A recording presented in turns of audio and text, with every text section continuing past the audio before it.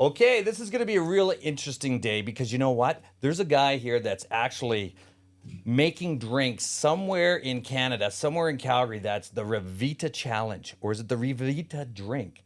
Mitch Jacobsen is going to tell us everything about what it takes to actually have an outstanding drink, put it to market, make it happen, be a business leader, and change the world. Creating curiosity by asking better questions. This is Shed Talk. Welcome to Shed Talk. Jeez, thank you for having me. That was quite the intro. I hope I'm not a letdown. Oh, are you kidding? This has been, when you look at it and you were talking about the shed being cool, this drink, and I'm looking at it, how you started would have been absolutely amazing. And this drink is in everywhere. Thank you. We got a lot of places left to be, but we're in a lot of places in Canada. So we have a lot of amazing retail partners here. And it's been a crazy journey, I tell you, from starting in my garage 6 years ago. So starting in your garage 6 years ago, COVID hits. Yes. Okay.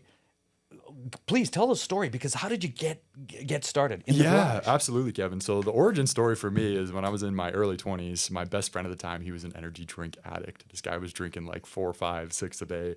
And I'll never forget, I was out with him one night. He was probably on his 5th or 6th energy drink. All of a sudden he looks at me. He gets this horrific look on his face, goes ghost white, clutches the left side of his chest, nearly passes out. I rush him to the hospital and I'm waiting in the emergency room.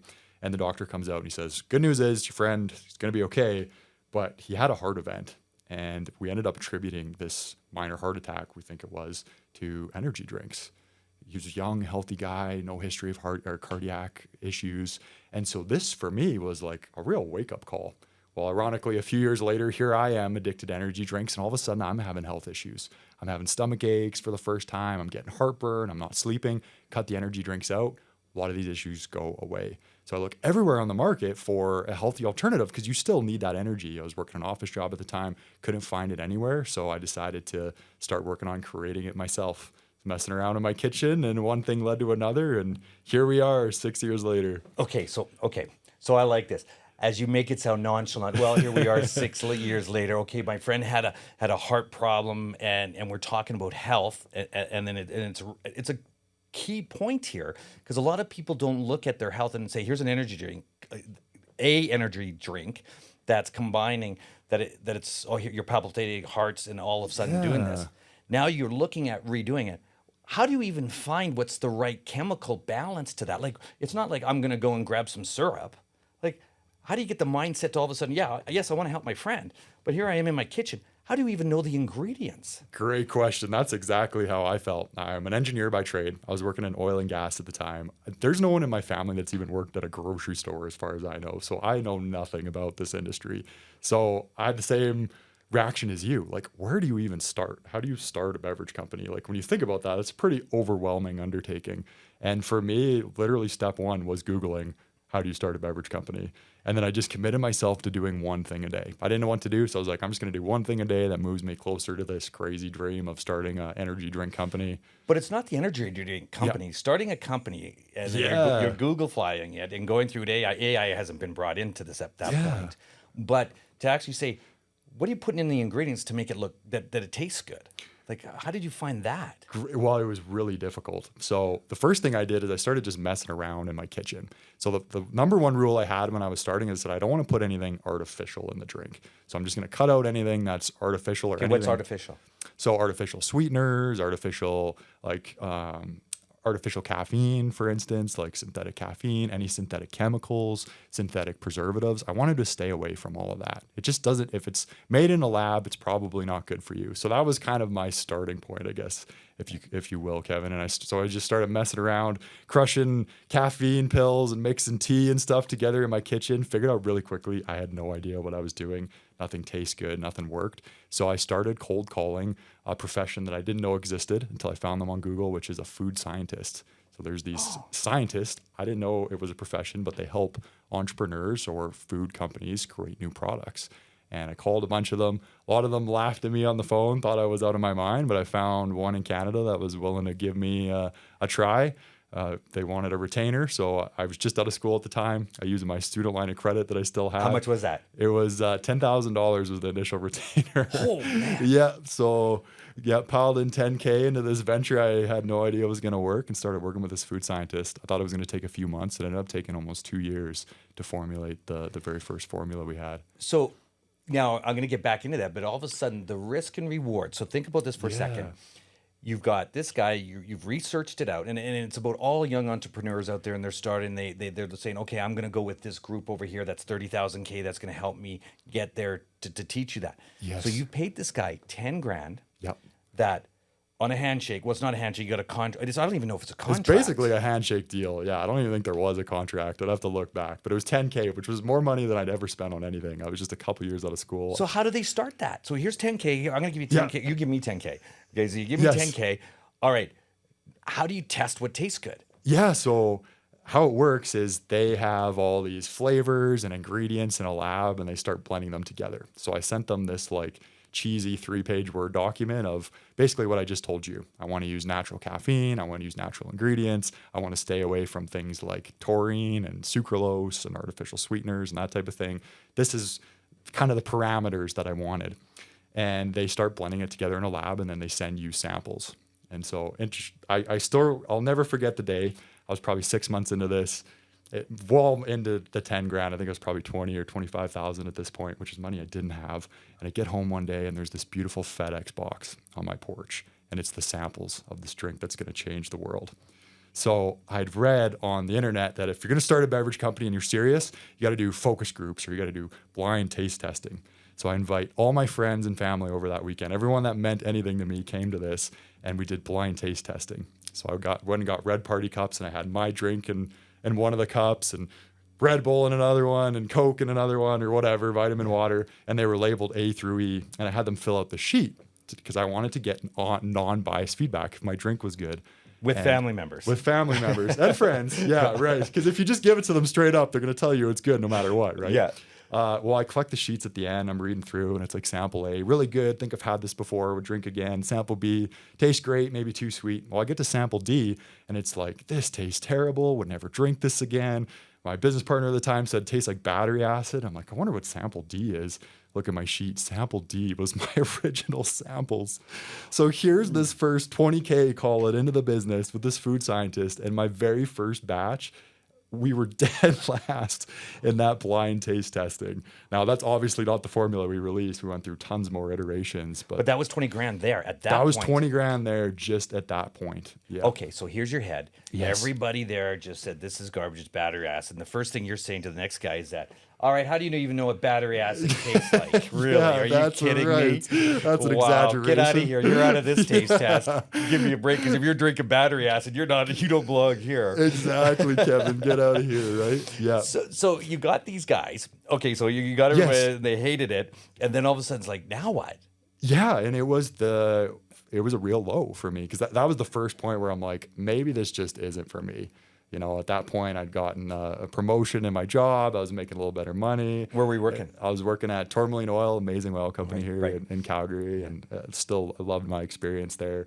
But you start, and then your friends and family too are like, are you really serious about this? Like, you're going to quit your secure engineering job and you're going to go start a beverage company? It doesn't even taste good. And you're $20,000 in. And I'm $20,000 in too. So I got some skin in the game. Yeah. And so I remember it took me about 2 weeks where I really had this like moment of, maybe this is where it ends. Like, I look back, it'll be a funny story, right? I tell it in my shed smoking a cigar with a buddy one day, right? About that time I blew 20 grand on this drink that tasted terrible. But I just kept coming back to this calling. I wanted to be an entrepreneur. I wanted to do something that made an impact in the world. And so when I really thought about it more, I said, you know what? I think when I look back one day, I'm going to regret at least not trying again. And so I went back to that food scientist and I said, okay, we're going to try again. We're going to go back to the drawing board, put them on retainer again. So started spending, it was like anywhere from $1,000 to $3,000 a month, just working with them on a consulting basis. And, a couple months later, we got more samples, and we weren't dead last that time, but we were second last. Right. Another couple months goes by, it just kept repeating that process, and it took 2 years. It was probably almost $100,000 in startup costs initially to get to the formula that we have today. And it was just an iterative process. And you haven't even got to the packaging yet. Haven't even got to the packaging, the trademarks, the graphic design. Yeah, it was a ton of work and a ton of risk up front to get this thing off the ground. And it's interesting because as we're talking about this and then going, and it's I'm thinking Dragon's Den. And I'm thinking, okay, you're going to present to the Dragon's Den. Have you ever been on the Dragon's Den? I've auditioned to the producers, but I've never been on the show. But I did watch your pitch. I was very impressed. Yeah. And so this is interesting. Yes. That's why I'm asking that question, because what's happening? Because I've been on the Dragon's Den. Yes. And it's all about television. So if you're on the Dragon's Den, what sells? Okay, it's exact sex sells. It's kind of like sure this. Does. Mine was a sexy product. It's sexy.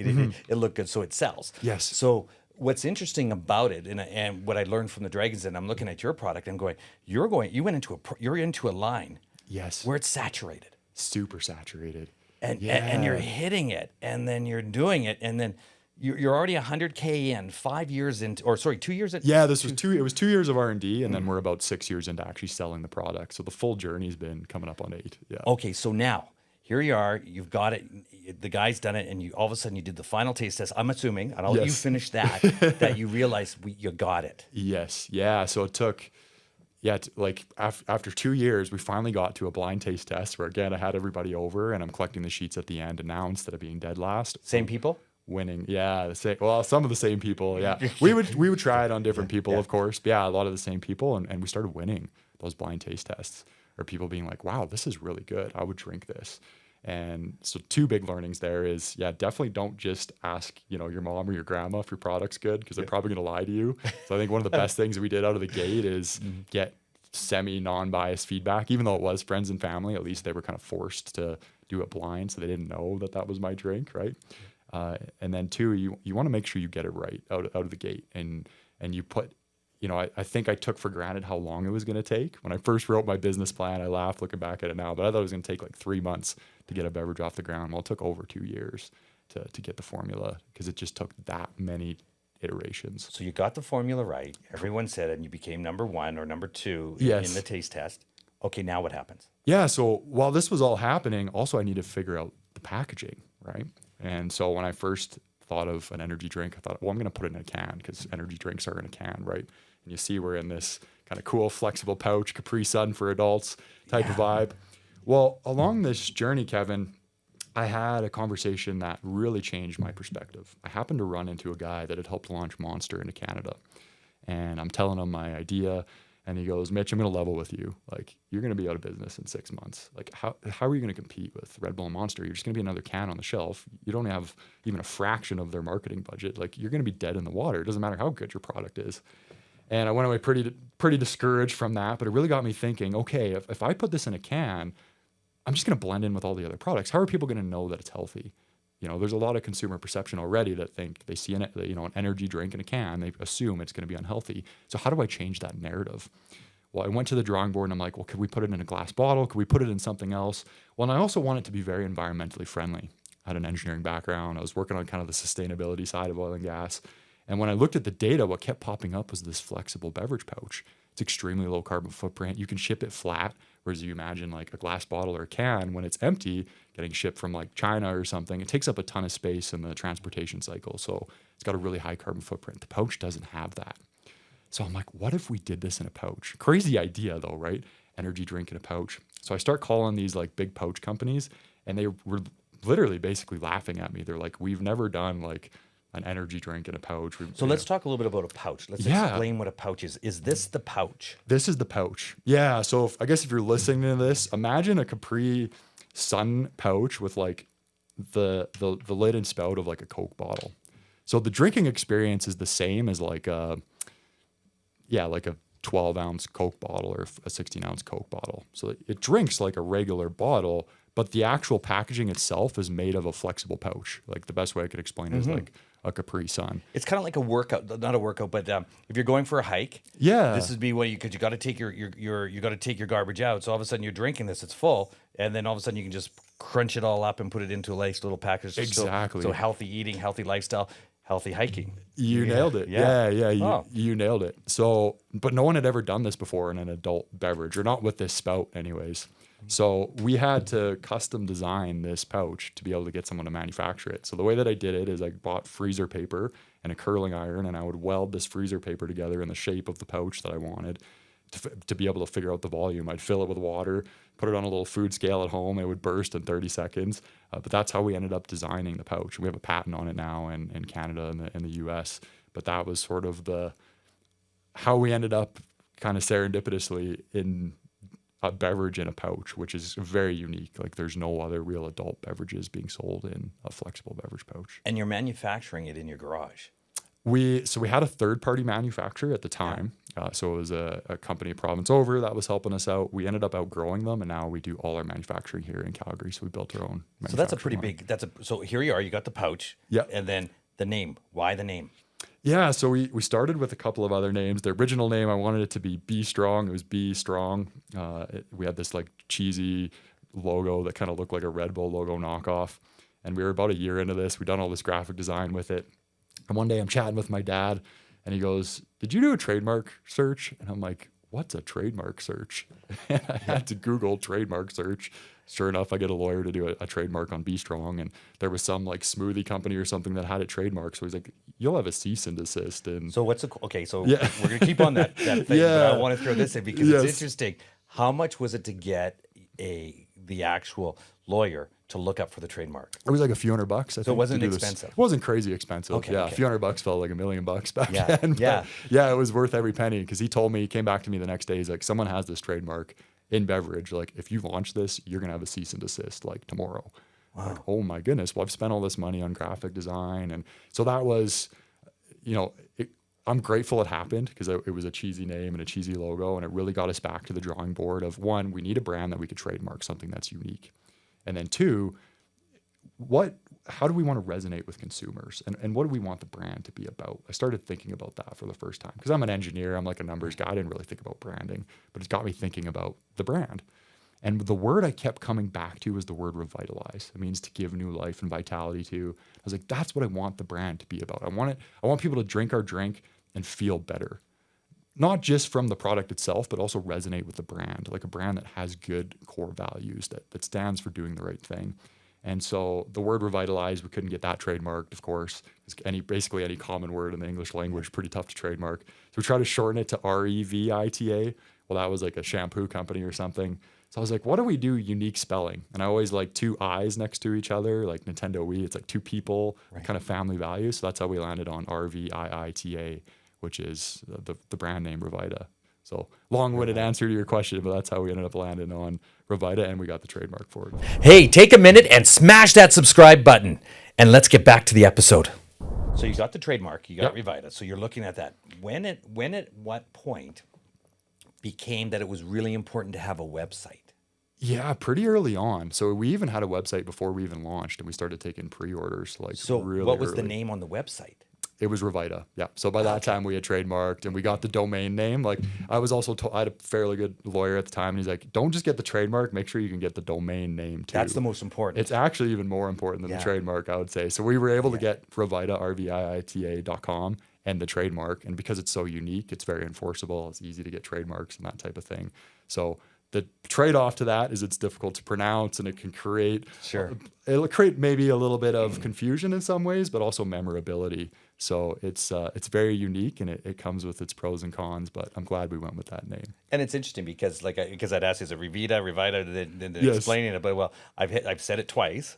All right, Yeah. 3 more times saying it, I'm going to remember it for the rest of my life. Exactly. Now you got a story. So we're already there. Yes. And then now your website, because when you looked at it and you got your trademark guy, and then a lot of people, they'll go through a trademark to go get a trademark, and it's not necessarily a patent, but a trademark, and it can Yes. take a long haul. Oh yeah, it took years. I filed it myself, which maybe wasn't the most advisable, but I wanted to save $1,000 or whatever because I was doing, I was on a shoestring budget back then, still am really in a lot of ways, and filed it myself. And I think it took like 3 years, I want to say, to get approved and registered. So it's a process. So we're year 4. Okay, Yes. so we're year 4. Yeah. Here we are. Now you've got a product that tastes great.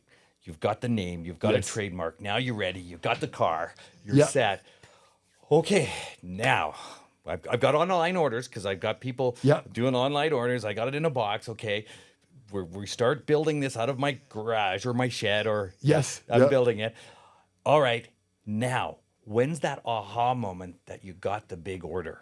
That one, was it a Safeway? Was it a IGA? And what was the one Yeah. big aha moment that goes, oh my gosh, we just did it? Yeah, What was I can that? remember the moment actually. So I can remember where I was sitting, and I got this phone call from my distributor we just gotten into Safeway Sobeys in their local program, and my distributor calls and he says, "I want 6 pallets. I think it was 6 pallets of product," which was the biggest order I'd ever seen. Like I thought it was going to be rich. It's like, I don't know, $30,000 purchase order or something. And we weren't manufacturing ourselves at the time. We had a third-party manufacturer. And I remember I'm so excited. I go call my third-party manufacturer. I'm like, we got this big order. Can you fill it? Like, I need the product like pretty quickly here. He's like, no, we can't do it this month. I'm like, what do you mean you can't do it this month? He's like, well, we're tied up on the line and we don't have enough staff. I'm like, well, can I pay overtime? Like, what can I do? And he's like, no, we can't do it. And I remember getting off that phone call, and went from the biggest excitement of basically my career ever to the biggest low, because I understood in that moment that I don't have control of my own business. I'm completely dependent on a third party. If they get me product, I can sell and grow. If they can't get me product, I'm basically stuck with nothing, and I could easily go out of business.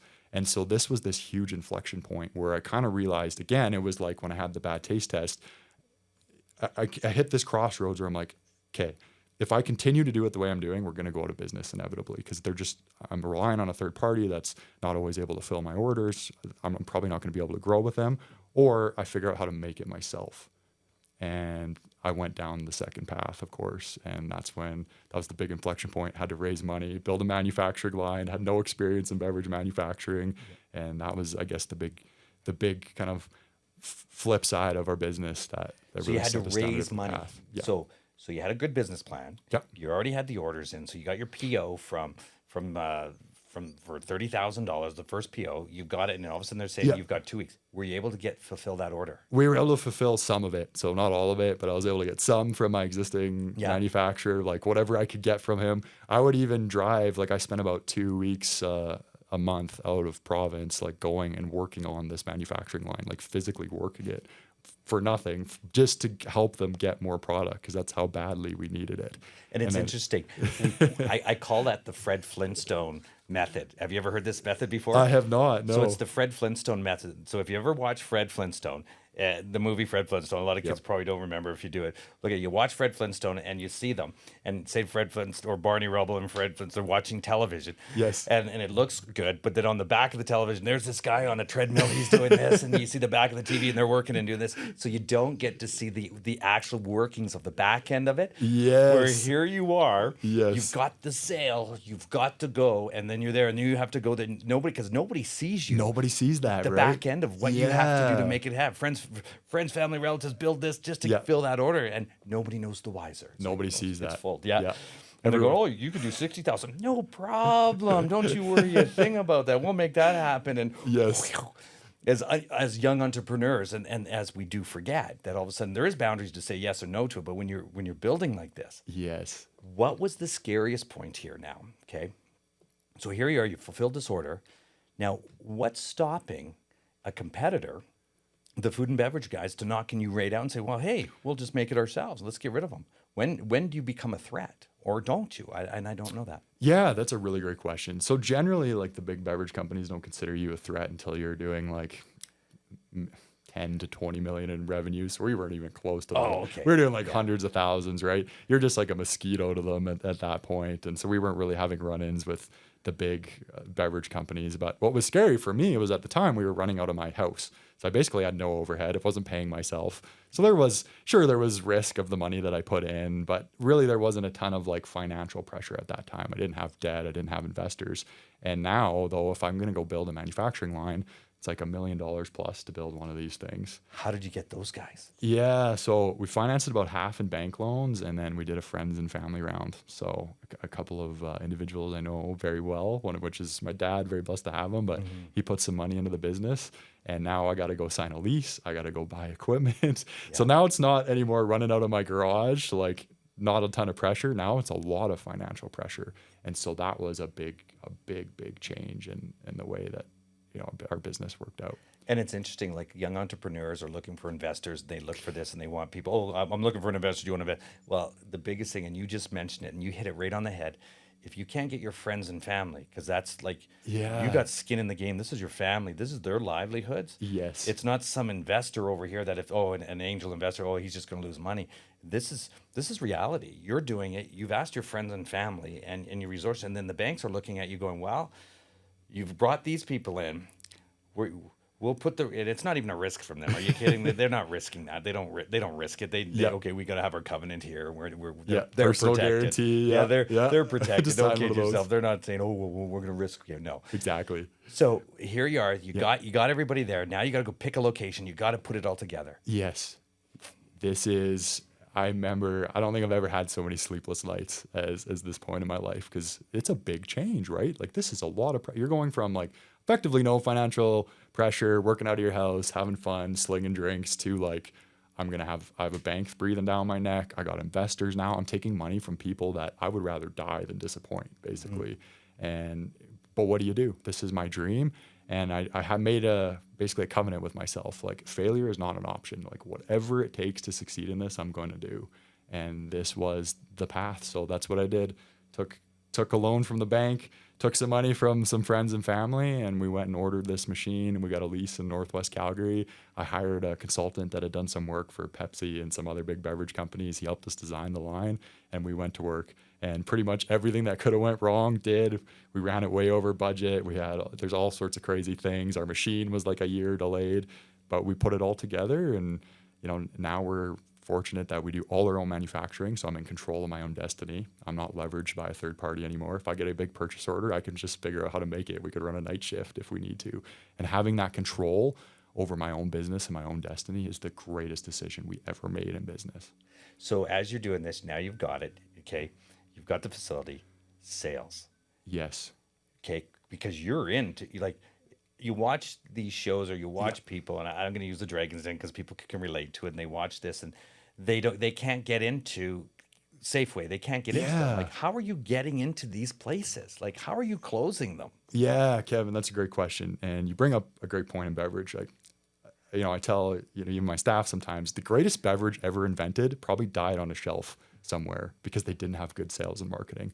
I would rather have like a middle of the road product with exceptional sales and marketing than have an incredible product with bad sales and marketing. Sales and marketing in the beverage space is everything. And then if you have great sales and marketing and a great product, like I like to believe that we have, then you really have the full package.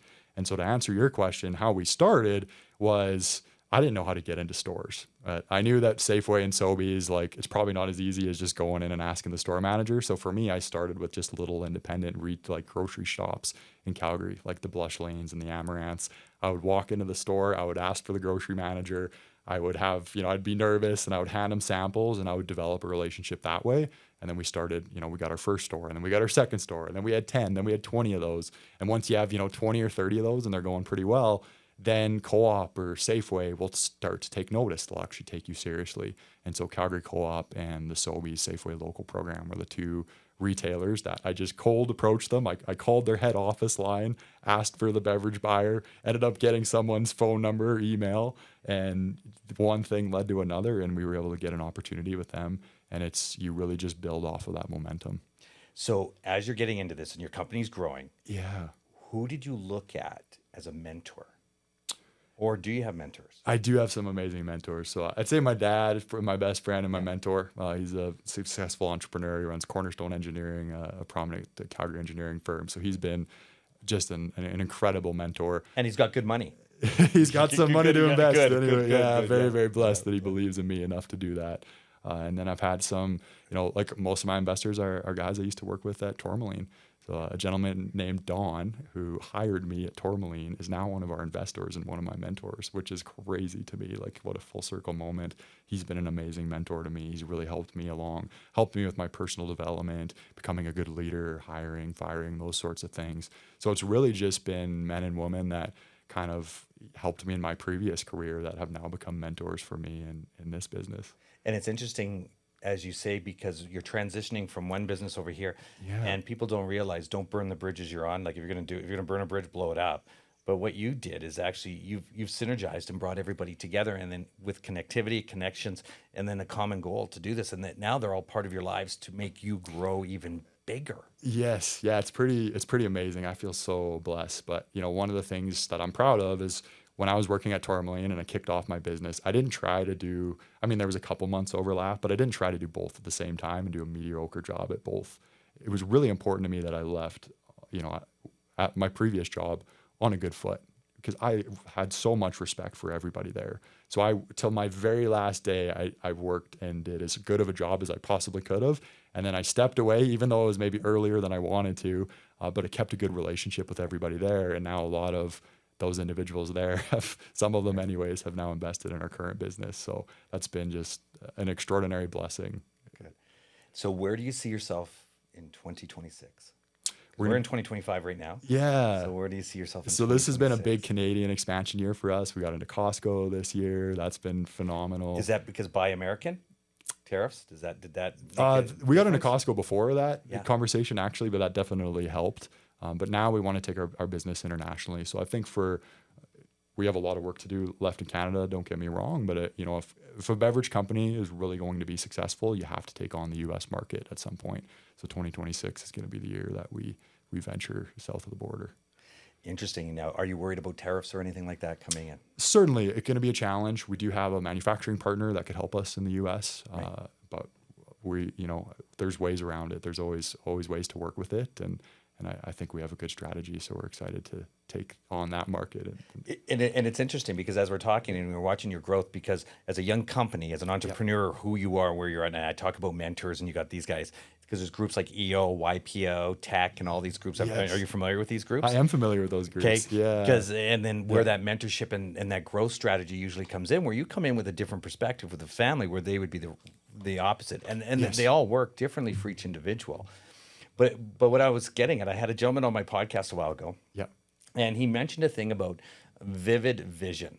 Yes. Okay, are you familiar with it? I've heard of it before. And yeah. it's kind of interesting. So anybody out there, and they do this, is Google yourself, put it in whatever position your job or whatever you're doing, and do a vivid vision. Yes. And then what it does, it tells you where you're going to be in 7 years. Yeah. It's really an interesting antidote, because it kind of gets you focused on where you're going. Yes. So and what it looks like, it kind of plants the seed, because you're already there versus thinking about being where we are today. I'm going to be there eventually, but no, as it's pretends as if you're already there. If you're already there and visualize yourself in the future. Yeah, that is so powerful. And I think a lot of the most successful entrepreneurs I've talked to, they do that exercise. They already know where they're going to be 5 years from now. Yeah, and it's already played out. It's already played out. Yeah. And I haven't done the best job of that, but I'm really trying to see myself, okay, what does 2026 look like? What does 2030 look like? What does 2035 look like? And let's make a plan to get there. That is awesome.